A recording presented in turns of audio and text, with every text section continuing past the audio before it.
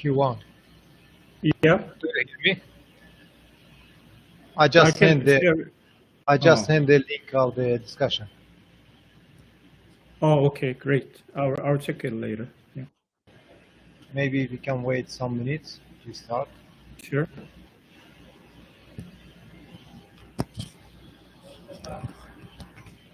Okay. We come back with the today's last lecture, which is given by the Q1. And let's go, please, Q1. Okay, thank you for the invitation. I'm really happy to give a talk here. So let me share the screen.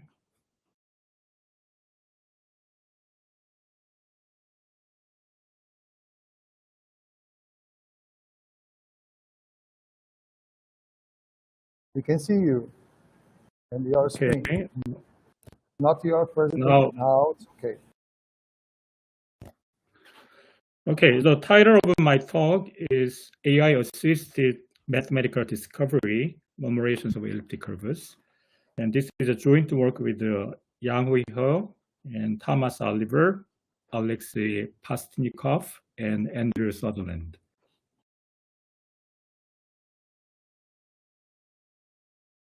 So what is a murmuration? I believe the murmuration was talked about yesterday. But here is a picture of a murmuration. So as you can see, murmuration means a flocking of birds. So here we are seeing a flock of birds. They are gathering together in a certain way. This kind of action is called murmuration. So why do we have the title murmuration of elliptic curves? Because in the data set of elliptic curves, we see similar pictures. So that's why we call the phenomenon of murmuration. So before I go into the elliptic curves, so let me talk about the AI and machine learning for mathematics research in general. So what happened for the last 6 to 7 years? That's approximately the period when a lot of activities have occurred. So there is the attempt to formalize proofs. So in particular, Kevin Buzzard is leading the efforts, and then he is using lean language. So there are many other people, but Kevin Buzzard is obviously one of the main figures in this direction. And then Kevin Buzzard is planning to formalize the proof of Fermat's last theorem so that the computer may check if there is any error. Yeah, there should be no error, but now he wants to formalize the proof. It seems that all the undergraduate level mathematics have been formalized, so it's already in the system. But Fermat's last theorem will be a very advanced level. And like a similar direction, so there is an attempt to implement AI-assisted proof systems. So for example, Peter Short challenged some people because he was not very sure, he was not completely sure about a proof. So he gave the proof to some people, and then they could check that there is no error in the proof using AI. So using some formalizing process of the proof, they could check that there is no error. And in this attempt, we can use AI for some tedious steps in the proof, or we can use AI to make sure that our proofs, the steps are all correct. So this will become a very useful tools in the future. And the third direction is AI-guided conjecture formulation. But there was a Nature paper by Google DeepMind and other mathematicians. They worked together. So in representation theory, Jordi Williamson participated, and there was also knot theorists. They could use AI to formulate some conjectures, and later they could prove the conjectures. And so when we try to come up with the conjectures, of course, we have to use mathematical intuition. But in this paper, they showed how we can use AI to formulate some conjectures in mathematics. And there was a paper by Adam Wagner. So he used reinforcement learning to generate counterexamples in graph theory, so that he could disprove some famous conjectures in graph theory using reinforcement learning. So this was a great achievement. And there is other kind of activities. So we may apply machine learning tools to geometry and number theory and also algebra. So in this direction, quite a few people have been working on this direction, and those people include Yang Hui Ho, and then Pazalichki, and then myself and Oliver, and there are many other people. I have no intention to list all of them. And then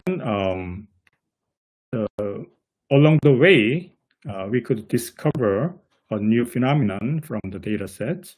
So the murmuration was a noticeable success that was made by Ho, Lee, Oliver, and then Pasnyakov and Sutherland. I will see what murmuration is and then how the discovery was made, in this talk.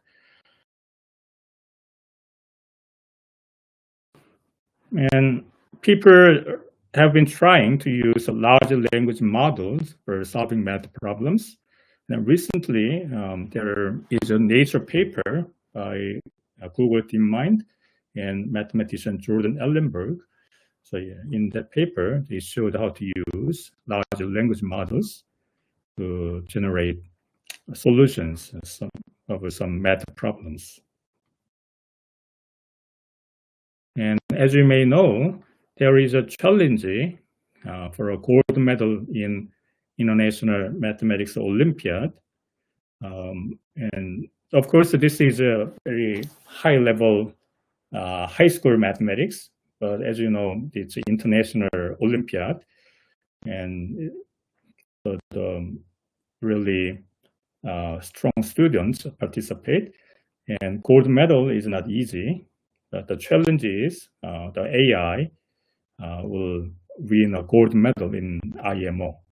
And this challenge has a price. If someone can develop the AI system that wins a gold medal in IMO, then the price is $10 million. So there is a challenge. So I believe people are working very hard to develop such an AI. And there is some predictions. So when AI will win a gold medal in IMO, some people expect that they can happen in 2026. And other people are more pessimistic. But I think it's a matter of time. So sooner or later, an AI can win a gold medal in IMO. There is also some skepticism. So not all the people are pessimistic, either optimistic, or not all people are really happy about the development. But there is a Birch's test. So Kevin Buzzard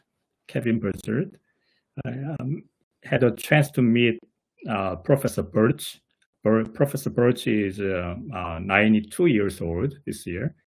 So Kevin Buzzard met Professor Birch, and then he enthusiastically explained what's going on in this development using AI and machine learning and other things. And at the end of the conversation, Birch asked the question, so is there anything new? I mean, it may not be exact the question, but anyway, so he asked this kind of question, is there anything new?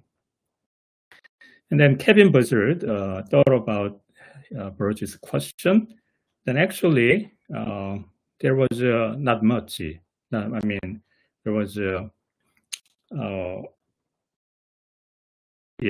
very few things to be called really new. So if we think about this question, then we realize that it is difficult to obtain something genuinely new that would interest the mathematicians. This is very true apart from machine learning or apart from AI. So something very genuinely new is very rare, and it happens only rarely it happens. So this question is a difficult question. And at the same time, we can say that use of AI in math research is still in its infancy. So it has just begun, and it is a baby, like a baby. It's in its infancy. So as it becomes mature, probably we'll see very interesting things, and then even some revolutionary things. I mean, later, not now, but we hope that the use of AI may bring some insights and new perspectives, so that in the end we may see a great achievement through AI and machine learning. And the discovery of a murmuration seems to pass Birch's test, so because it is really new. But we'll have to see. I mean, in my opinion, it passes Birch's test in the sense that it has not been known before. Now,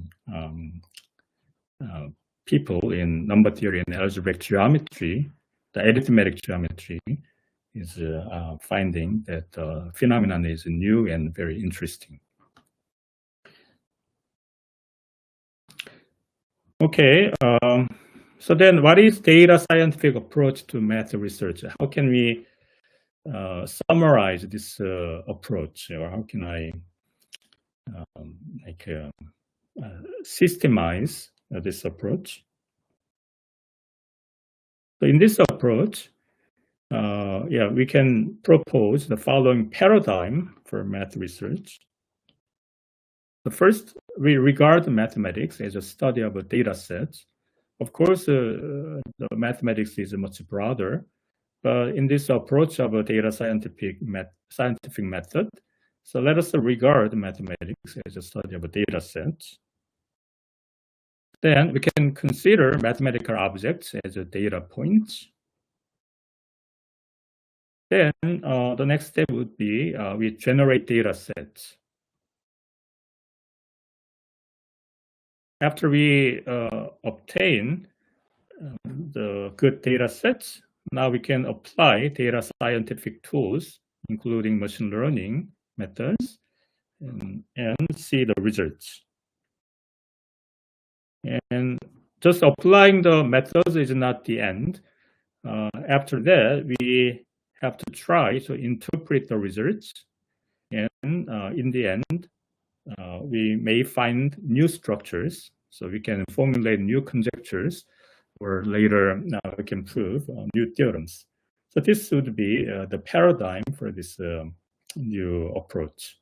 I mean, actually, this is not completely new, because in the history of mathematics, some objects, like prime numbers, for example, those objects have been regarded as like elements of a data set, and then they studied these objects using some statistical methods. So that's that has been some method in mathematics, but this approach, data scientific approach, is becoming more and more important, and we may summarize the attempt or the approach in this paradigm. So today we'll think about the case of number theory. So in number theory, we of course study arithmetic objects, and in many cases, the arithmetic objects, or in almost all cases, arithmetic objects are associated with their zeta functions or L functions. Then their Dirichlet coefficients of collectively make a very interesting data sets. So we may regard arithmetic objects as a data point, and then each data point, I mean, collectively, if we put all these arithmetic objects together of our interest, then that become a very nice data set. And then we can apply data scientific methods, in particular machine learning tools, and can see the results. Here again, in the case of a number theory, the L functions and zeta functions have been studied intensively, or there was one of the main tools to study the arithmetic objects. So already there is a well-established like data structures in the study. So we could use those data sets. And this approach is also comparable with the Langlands program. In Langlands program, we consider motivic L functions, and we expect there is a correspondence between motivic L functions and automorphic L functions. So L functions are central in this Langlands program. So this approach is also comparable with the Langlands program.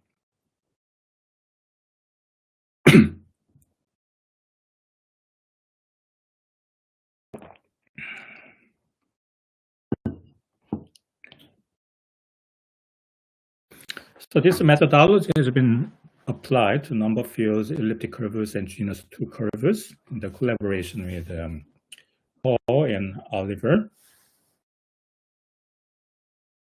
But in this talk, we'll focus on the case of elliptic curves. And elliptic curves have been presented many times, I believe, in this conference. So let me just point out one question. I mean, the question is, can you apply machine learning? Can you apply machine learning to classify elliptic curves according to their rank? That may be a good question to ask. And then, of course, we saw the answer in yesterday's talks. But here, the related question is how to present an elliptic curve to a machine. That is an important question. And for example, if we try present an elliptic curve using Weierstrass model like this, if we have a Weierstrass model, then we collect the coefficient and then present these 5 numbers to a machine, and then try to recognize the rank. Then what would happen? So each elliptic curve is represented by 5 numbers.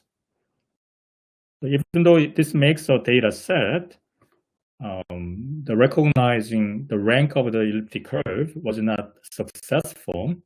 It was reported in a paper in 2019. So how to present an elliptic curve to a machine is actually a very important problem.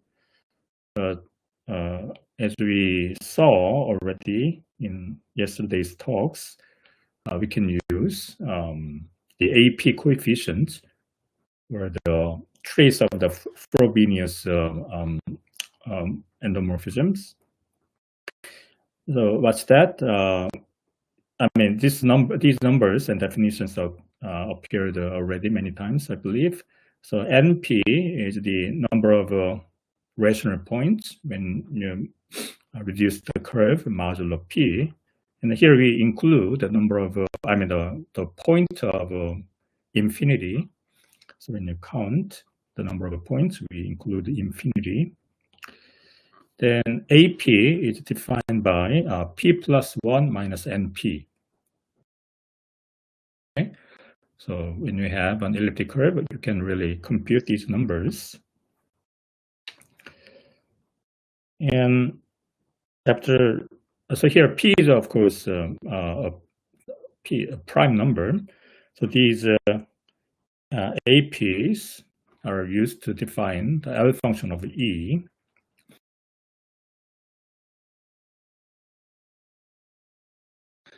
So for a fixed K, so K, I forgot that I could use this pen. So I will use this pen and then highlight certain things. Okay, for a fixed It's K. working pretty well for us. Your pen is working pretty well. Okay, great. Yeah. So I will use my pen. I forgot to use it, but now I will use it. For a fixed K, K would be the number of primes. An elliptic curve E can be presented by this vector. So k-dimensional vector. So here P1 is 2, P2 is 3, etc. Okay, then if we consider a set of elliptic curves, so it can be a certain set according to your interest, and then we can obtain this data set. So we'll consider this as a data set. So we are using the AP coefficients, the coefficients of Dirichlet coefficients of the L function as a data vector, or the coordinates of a data vector, and then collectively it becomes a data set. Because we have a data set, now we can apply data scientific methods. And for example, we can use machine learning techniques to classify elliptic curves according to their rank. Then this may be a good machine learning problem. It is similar, to classification of pictures using machine learning. So what is a classification of pictures? So if you have a handwritten digits, this one picture is actually a vector. So a picture is represented by a vector of numbers. So in this classical example, one picture is represented by 784 dimensional vectors because it's 28 by 28 pixels.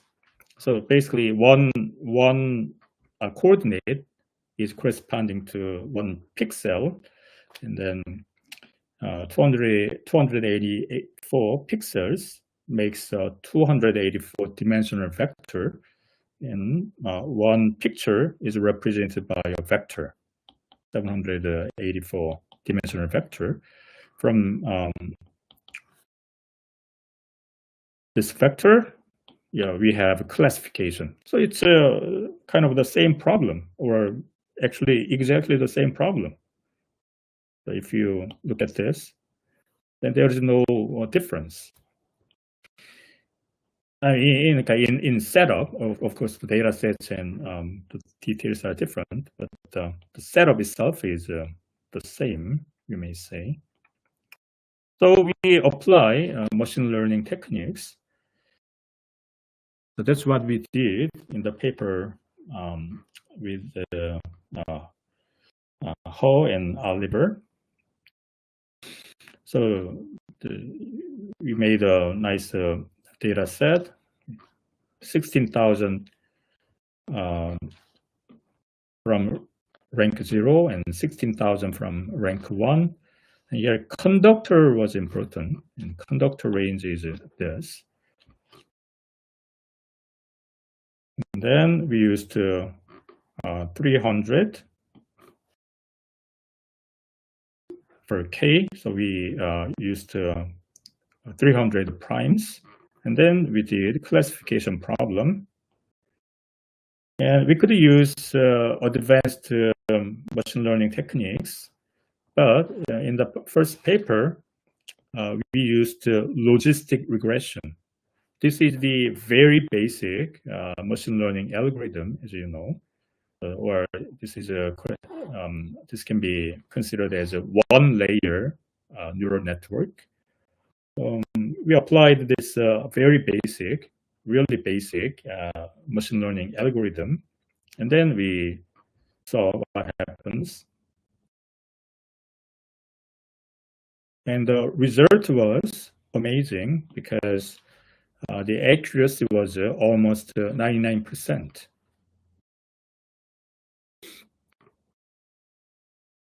So here is more like detailed results. But in good case, we obtained 99%. And if we make some variations, still we observed more than 95%. So this is slightly different, but the conductor ranges are different. In that case, the accuracy dropped down a little bit. But the conclusion is this very basic machine learning algorithm works very well. And then we obtained 0.99 for the accuracy. And classifying elliptic curves with the ranks 0, 1, 2, still, it works very well. And then all the accuracies are more than 95%. So after getting these results, we were wondering why we observed this high accuracy. So we try to interpret the results. So why do we get high accuracies? Can you see what machine sees? And as you know, logistic regression is highly interpretable. That means we can really see what's going on in the machine. So we did that. That's called the process of that process is called interpretation. And then we realized that machine learning, or the machine learns very well the expectation of a Burch-Swinnerton-Dyer conjecture. So what's the expectation? Basically, the machine detects or recognizes the tendency of AP to become smaller when the rank is bigger. So that's exactly the expectation of a BSD conjecture. And in the data set, it is correctly reflected. So the machine learning could detect the tendency correctly. And that's why we observed high accuracies. So that was the interpretation. Then is it interesting or is it useful? Yeah, some people would say that that's not interesting because that's known since the 1960s. It's the expectation of Burch and Swinnerton-Dyer. So some people may, actually that's a correct comment.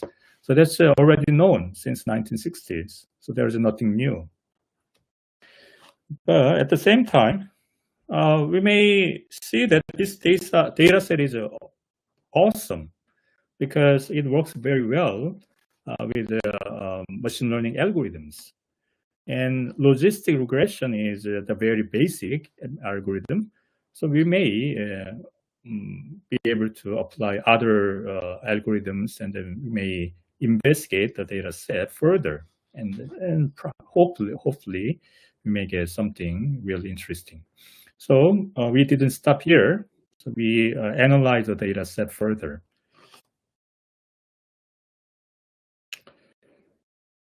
So here, as we can see, there is some shift of a paradigm shift, because previously, elliptic curves were studied individually. I mean, usually. So previously and usually, of course, there are other studies where elliptic curves were studied or collectively. But mostly, in many studies, elliptic curves were studied individually. But in this machine learning approach, we should look at them collectively as a data set.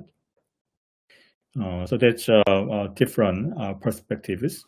I'm not saying that this is new, but in machine learning approach or data scientific approach, it should be emphasized, and then it should be such a viewpoint should be taken. Okay, so we analyze the data set further because it works well. So we did principal component analysis. Yesterday, Tom Oliver gave a talk about PCA. So I believe you know what this is. So here, PCA makes us to see some pictures. So we want to see some pictures. And then PCA produces some pictures. Yeah, our data points live in a high dimensional space using dimensionality reduction. Yeah, we can see some pictures. So we apply the PCA, and then this was the first picture we obtained. So it separates rank 0 from rank 1. So this is rank 0, and this part is rank 1. So as you can see, this is a linear method. PCA is a linear method. And this method separates rank 0 from rank 1 quite nicely. So that's why we are obtaining high accuracies in logistic regression. And this picture is for rank 0, 1, and 2. 1 and 2. So this is a rank 2. So rank 2 is really separate itself from rank 0 and 1. And then again, this may not be a big surprise because the BSD conjecture expects such a separation. But it's nice to see this picture, and then we really understand what's going on in the data set of AP coefficients. And the PCA is highly interpretable. So that means we can see all the weights or the components of the principal directions. So we did that. So here, this x-axis is a prime count. So we are using 300 primes. And y-axis is the component of the first principal component, the weights of first principal component. And then we obtained this picture. In some sense, these pictures show how important a prime is in the classification. So we didn't get like a constant function, but somehow we obtained this picture. So it was interesting. It was very interesting because the contribution of primes near this range is bigger than the contribution of primes of other ranges. So in particular, there is an oscillation like this.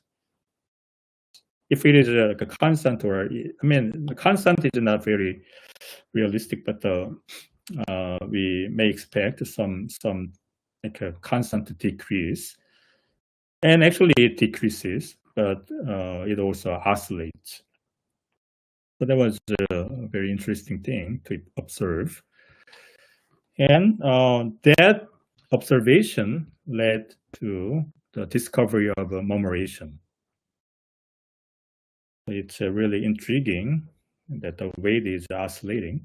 So we investigated further, and then that led us to look at the averages. Then averages eventually showed us some murmuration pictures. So in this setup, first we fix prime p for the time being, and then we take average of APs over a set of elliptic curves. So as we heard in Stephen Miller's talk, the Peter Sanog and Nick Katz actually did a similar thing. But in any case, we took the average of APs over a set of elliptic curves, and then we considered this function. So it's nothing but really the average.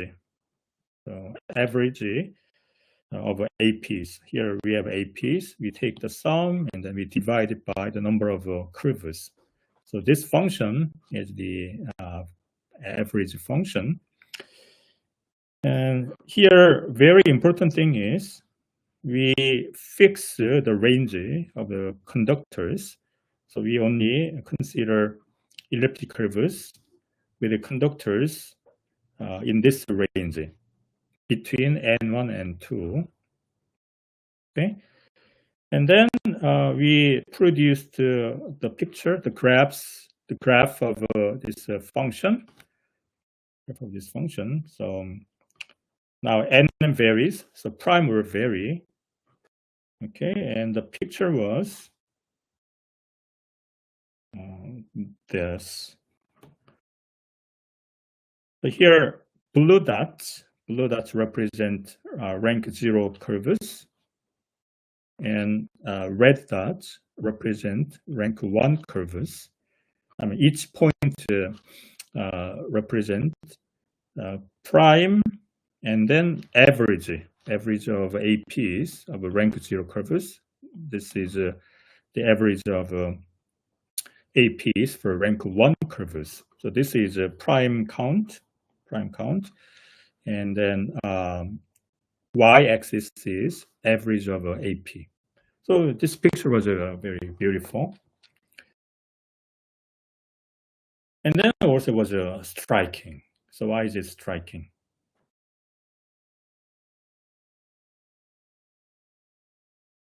So it is striking. I mean, the first behavior, this part is not a surprise. There should be a separation. A rank 0 curve is this. A rank 1 curve has a tendency that APs are smaller. So there is a separation, and PSD expect, the rank 0 curves must have a bigger APs than the rank 1 curves. So that's expected. But really surprising thing was why there is a oscillation. So that's not the end. As prime goes bigger, there is an oscillation, like this oscillation, and that was really surprising. Then we showed this picture to many people in number theory, And yeah, all of them were very surprised because this was new. So in the end, we realized that this is a new phenomenon. And yeah, also rank 0 and rank 1, they look symmetric. But yeah, the oscillating behavior was very surprising. And if we look at rank 0 and rank 2, then approximately they oscillate in a similar pattern. So we realized that the parity is important. And then we may ask this question: is this phenomenon accidental with the conductor range? Because we chose a conductor range, in a very special way. This phenomenon is true, and then for other conductor ranges, this may not be true. So how does this oscillation change as the conductor range changes? We can ask this question. So then we can do this experiment. We change the conductor ranges like this. And then we take the average of APs. But we saw that only parity is important. I mean, if the parity is the same, then roughly they show the same behavior. So that's what we did here. So we only considered even parities and odd parities. We separate them, even and odd, either, okay? And then consider these conductor ranges. Of course, n will change. So for n, from 13 to 17, we consider these averages. And then for these conductor ranges, we plot the graphs of the functions, average functions. And the picture was this. So these pictures were produced by Andrew Sutherland. And what do you see? The pictures were scale invariant. Of course, from here to here, what's the number? So I don't see the number exactly, but here, this is, let me see, this is like 20,000, right? Then this is 10,000, and this is 5,000, etc. So the pictures are scaled accordingly because we are considering this kind of geometric intervals. But after that obvious scaling, all the pictures are the same. I mean, not exactly the same, but it seems that they show the same type of pictures. So this is very striking. So you can see that this phenomenon is a scale invariant, meaning that after the obvious modification, the pictures become the same. But this phenomenon was related to conductors, not with the height. So if we order the elliptic curves using height, then what happens? Yeah, the height of an elliptic curve is defined by this equation, by this quantity. And instead of the conductors, we may order the elliptic curves by height and consider averages of the elliptic APs when heights are in this interval. In the interval I, we fix interval I, and we take the average, then see what happens. And this was the picture. And as you can see, the oscillation and then the clarity of the pattern disappeared. So we can see that using conductors were crucial. So using the height will not work. For murmuration phenomenon, the conductor is important. And does murmuration occur only for elliptic curves? So why does this question make sense? Yeah, if we consider modularity theorem, then this question makes sense. So the modularity theorem connects elliptic curves with modular forms. So it's conjectured by Taniyama, Shimura, and Fei around 1957. And then Andrew Weiss proved this theorem in 1995, and it was generalized. The general case was proven by Bruley, Conrad, Diamond, Taylor later. And then, as you know, this was, this led the proof of the Fermat's last theorem. So what's the content of modularity theorem? So if you have an elliptic curve, then there exists a weight 2 modular form. And there are, this is the conductor, and then the level of the modular group must be the same. So that the Fourier coefficients of the modular form is equal to the AP coefficients of the elliptic curve. So that was the conjecture, and now this is a theorem, modularity theorem. So what does it say? So whenever you have an elliptic curve, you have a weight 2 modular form. And then AP is nothing but the Fourier coefficients of the modular form.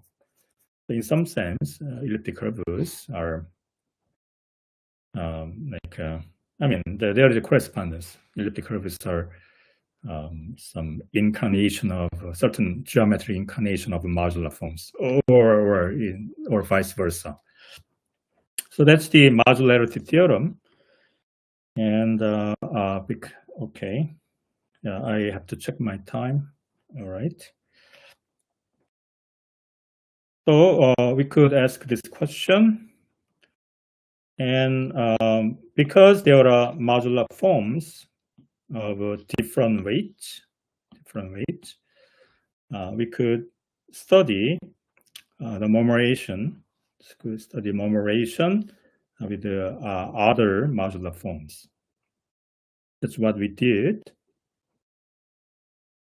So because of time, I will just show you the pictures, and then I will have time in the late afternoon today. So all the details can be discussed again during that time. So let me just show you the pictures. So weight 2 modular forms. Here, the elliptic curves have a rational coefficient, but we are considering more general weight 2 modular forms. Then, as you can see, the oscillating behavior and the separation of even rank from other rank appeared. So, in other words, murmuration could be observed in these more general weight 2 modular forms. Oops. What happened? Okay, let me find out.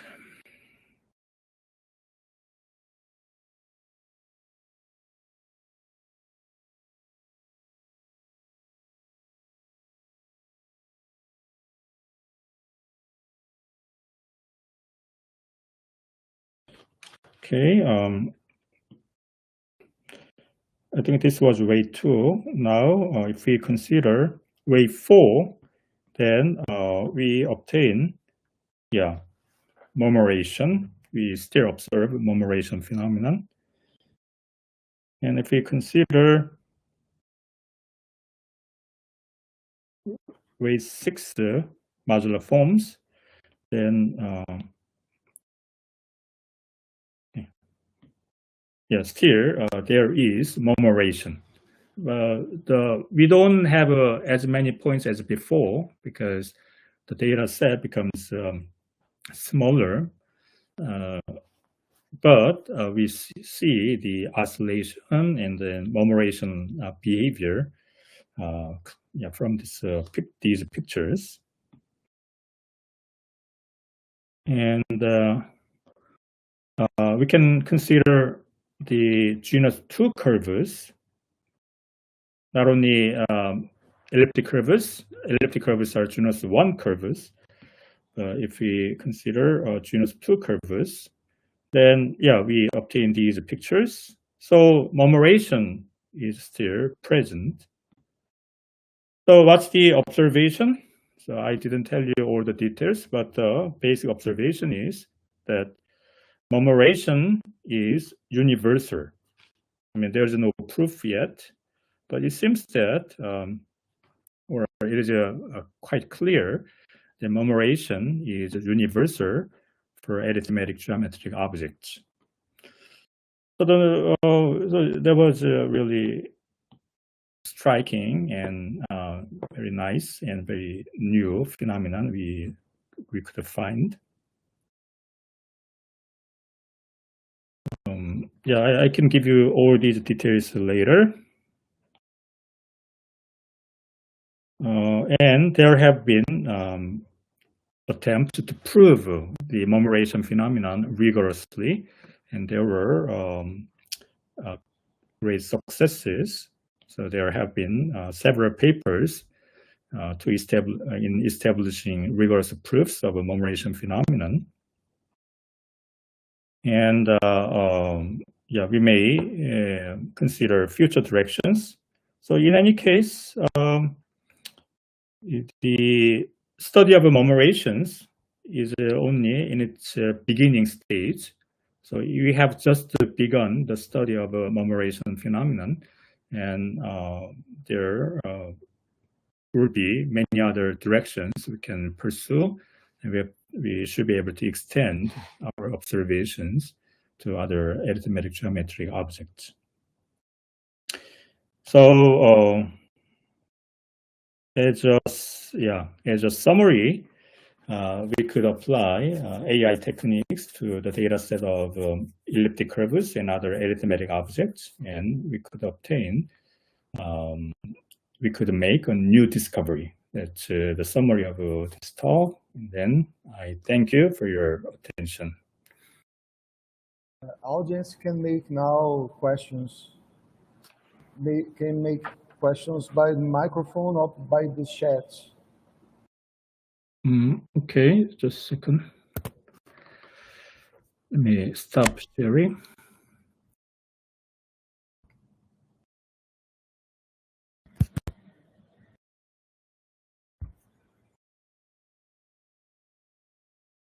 Then, any questions? There's a question from Sajad. Thank you again, Kyu-Hwan. I leave you a question in the chat box.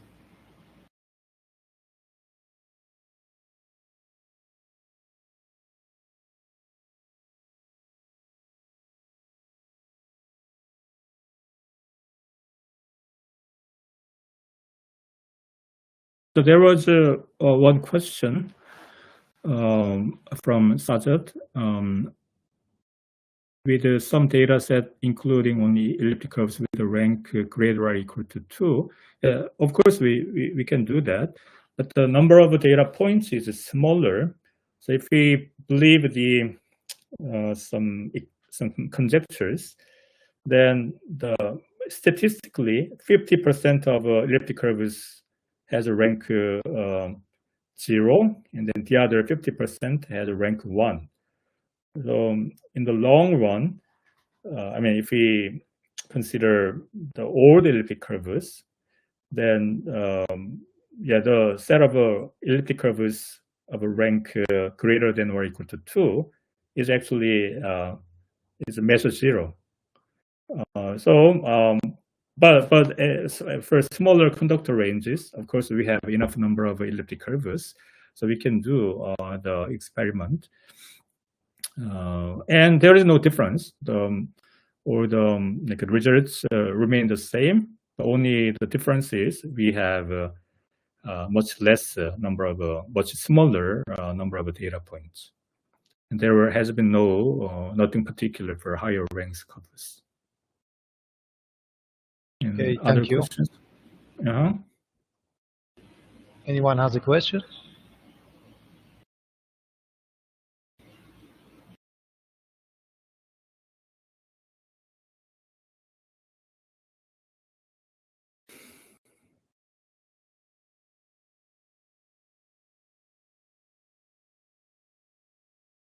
Mm-hmm.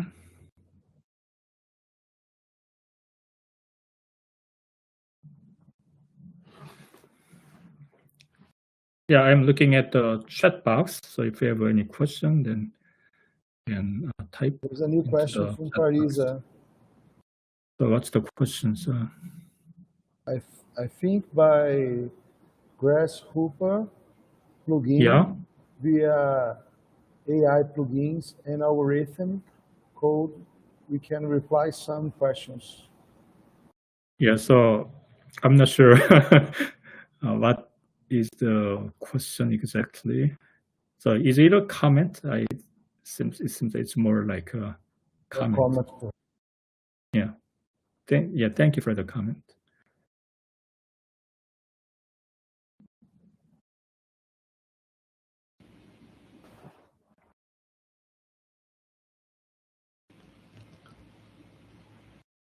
Yeah, I really skipped some details. So if you are interested, then please ask some questions, and I can explain more details. Okay, maybe we continue. We can continue on the discussion session. Okay. Thank you again for accepting the invitation and giving talk to us. See you later too. Okay. Bye.